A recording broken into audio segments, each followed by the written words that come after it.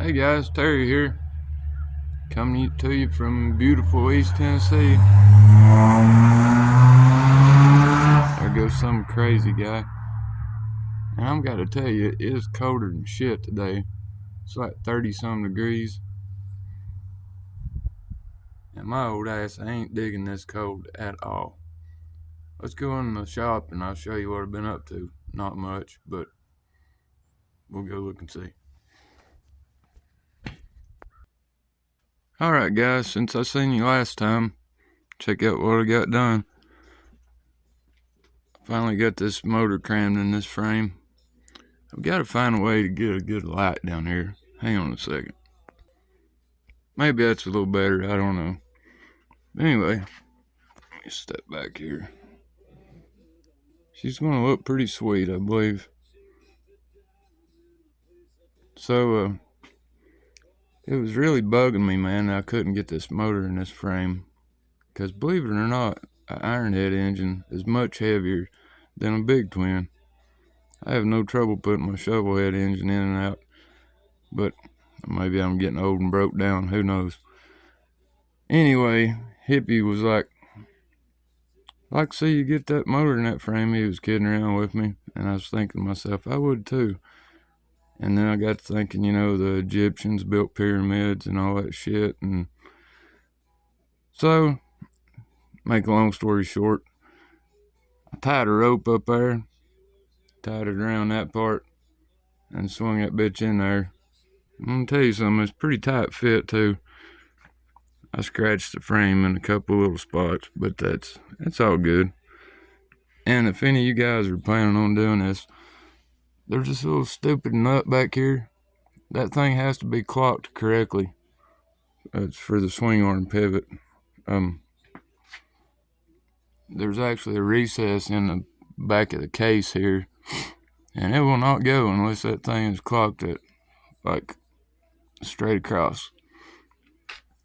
So a while back, I was asking you guys about the absence of a top motor mount, and I got a lot of comments in there, and the dude I considered the Ironhead guru, Gary from Ironhead Cycles, said, yeah, it's not supposed to have a top motor mount, and he explained that it's got another mount back here and another mount up here. I still couldn't figure out in my pile of stuff what mounts went where. So I got to thinking, this is 78, maybe they started doing it different in 79. So I got in my 79 and up, and sure enough, 79 to 81, it shows a frame without a top motor mount. So I thought, Then I go over here to the engine section.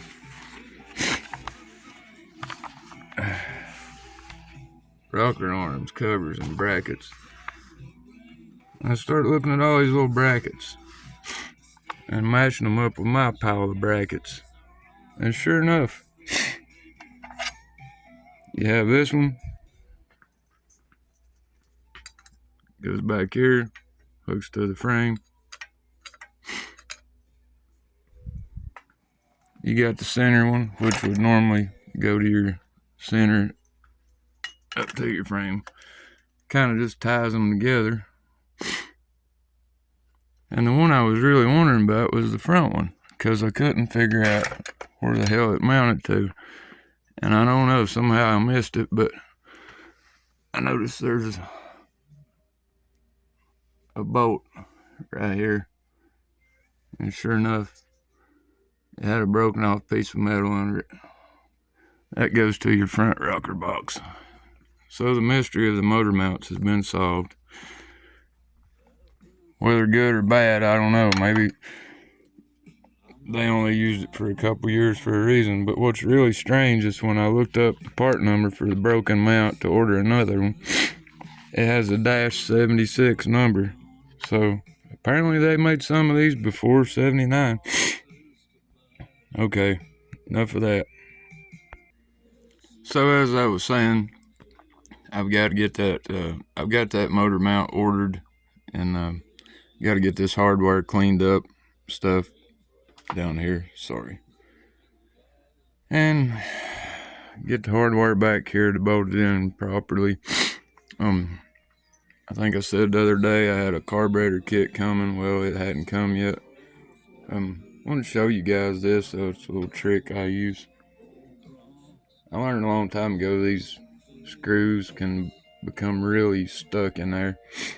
I like to put these carburetors upside down in a vise with wood in here, of course.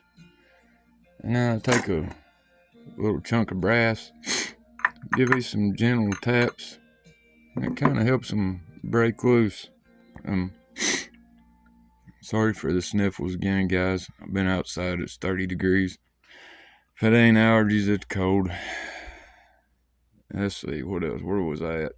Oh, yeah. Got some parts ordered. Got my carburetor kit supposed to be on the way. Got to get my intake manifold cleaned up and put on there. I'm not crazy about the O-rings. I kind of like the rubber band style better, and it seems like I had a little conversion kit I used on my shovel head, and I think I've got another one around here somewhere, but I got to get that guy cleaned up with the wire wheel. The wire wheel's outside where I don't want to be right now. So I've not got a lot done, but I've got some done, and we'll just keep plugging away at it.